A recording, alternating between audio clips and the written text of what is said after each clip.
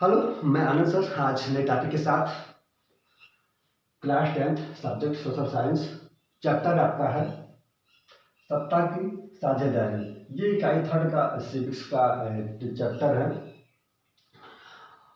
सत्ता की साझेदारी को हम इसके अर्थ को स्पष्ट करेंगे। उसके बाद ये चार्ट के द्वारा सत्ता की साझेदारी क्या है समझने का प्रयास करेंगे।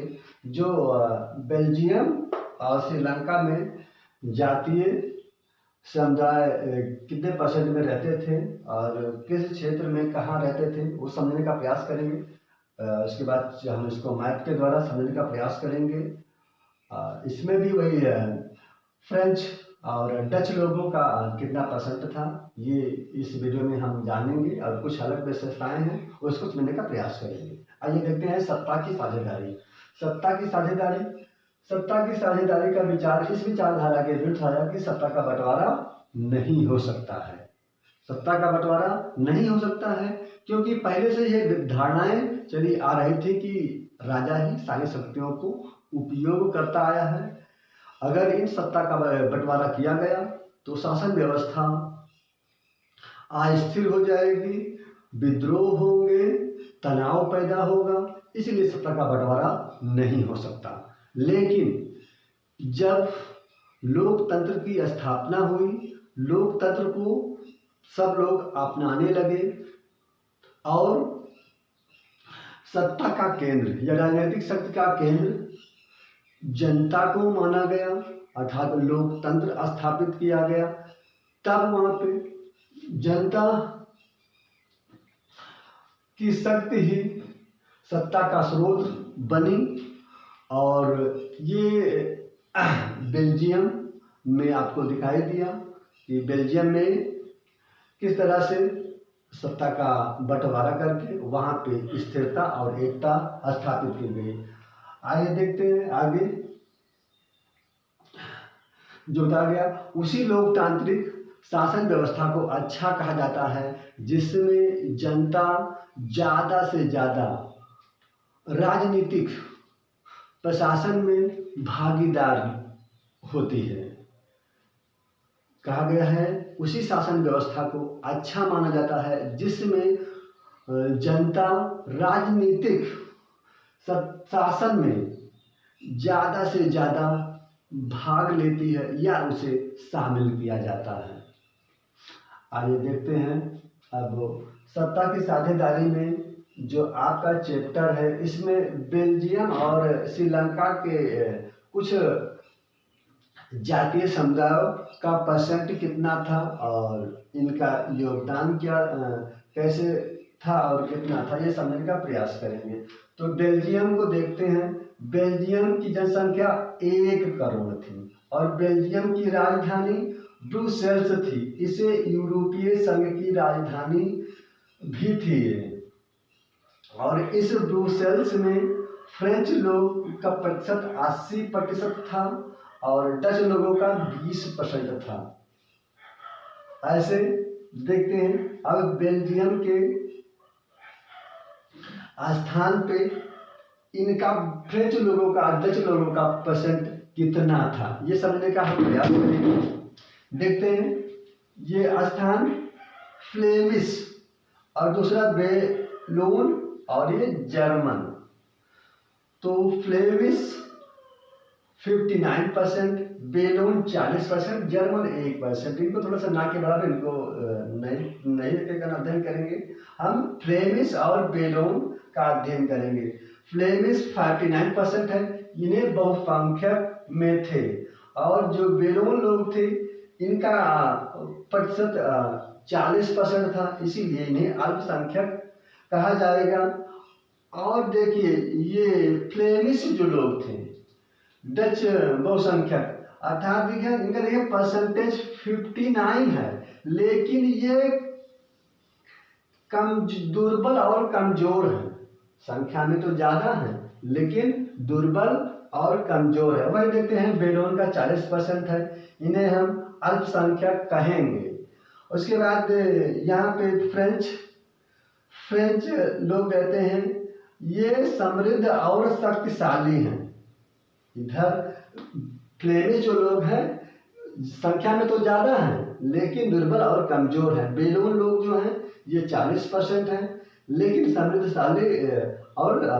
समृद्ध और शक्तिशाली भी हैं। जर्मन का परसेंट 1% है। श्रीलंका को देखते हैं। श्रीलंका की स्वतंत्रता 1948 में मिली श्रीलंका को, और इनकी जनसंख्या 2 करोड़ है। 2 करोड़ जनसंख्या। अब इनका जातीय समीकरण क्या था, या ये इनका जातीय समुदाय में परसेंटेज कितना था, या उनके नाम क्या थे, इनको हम समझेंगे। यहाँ पे सिंघली और दूसरा तमिल और एक है ईसाई लोग भी रहते थे। तो ईसाई लोगों में पहले समझ लेते हैं।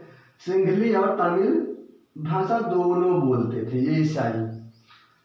7% इनका योगदान था श्रीलंका में। अब सिंघली और तमिल को देखते हैं। इन्हीं दोनों का अध्ययन हम विस्तृत रूप में करेंगे। देखते हैं।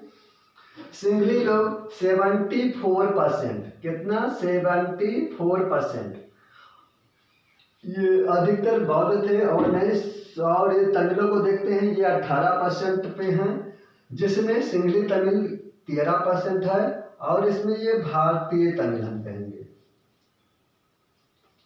ये भारतीय तमिल हैं, इनका 5% योगदान था।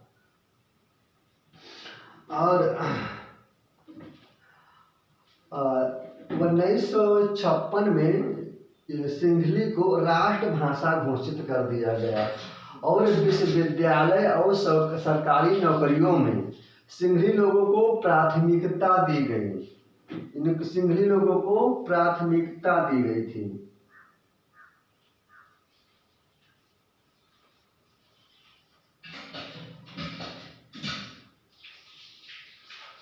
और जो ये तमिल थे इनको प्राथमिकता नहीं दिया गया या बराबरी की रही। यही श्रीलंका की विद्रोह या तनाव का आगे चल के कारण बना था।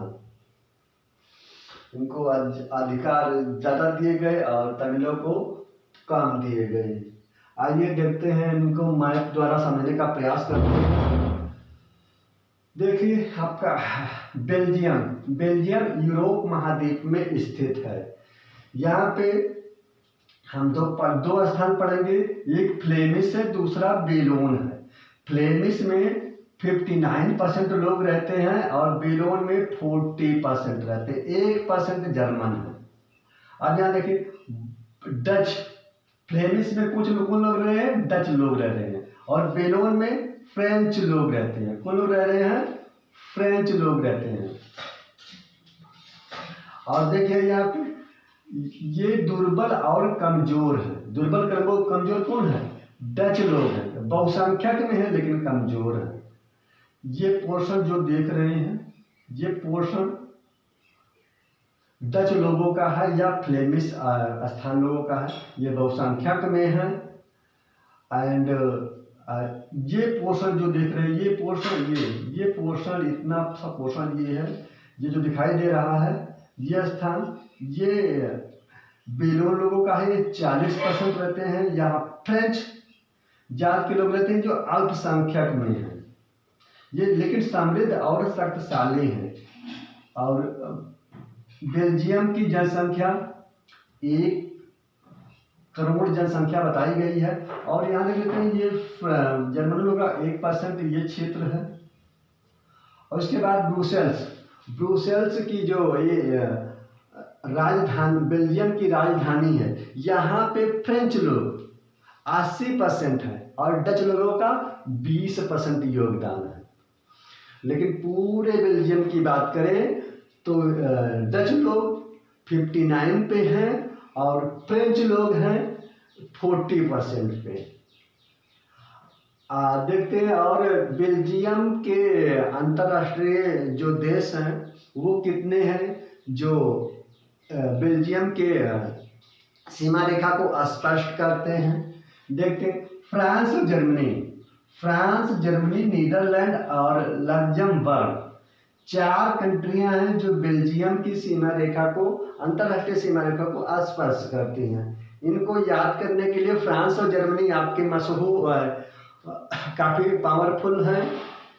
इनको हम अपने दिमाग में रखेंगे। और दो नाम और हैं, इनको हम याद कैसे करें? लक्जमबर्ग अर्थात, और दूसरा नीदरलैंड।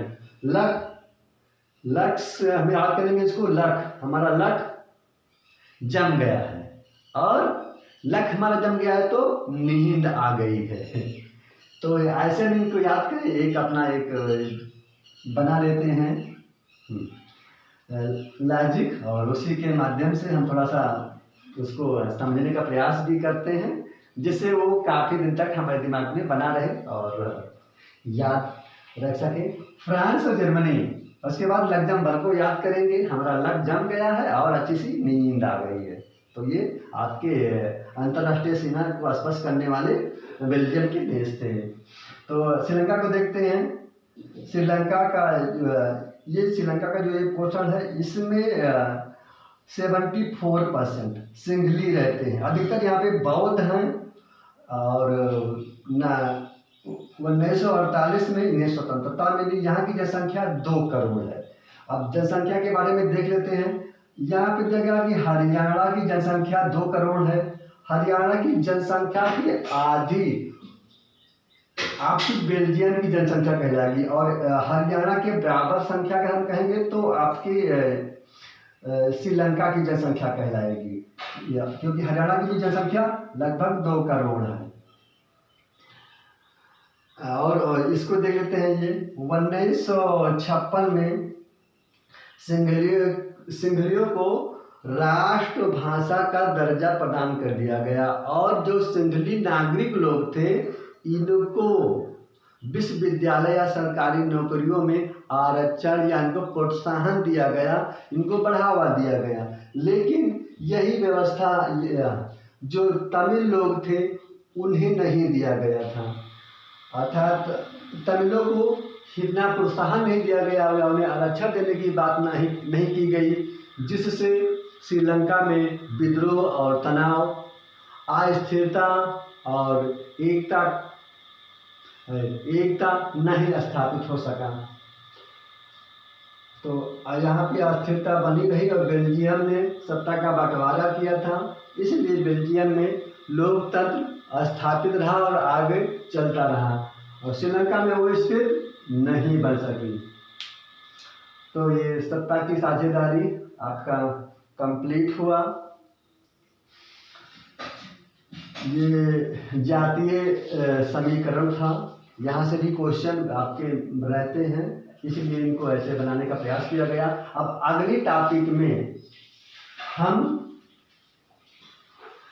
सत्ता की साझेदारी का जो स्वरूप है, सत्ता की साझेदारी का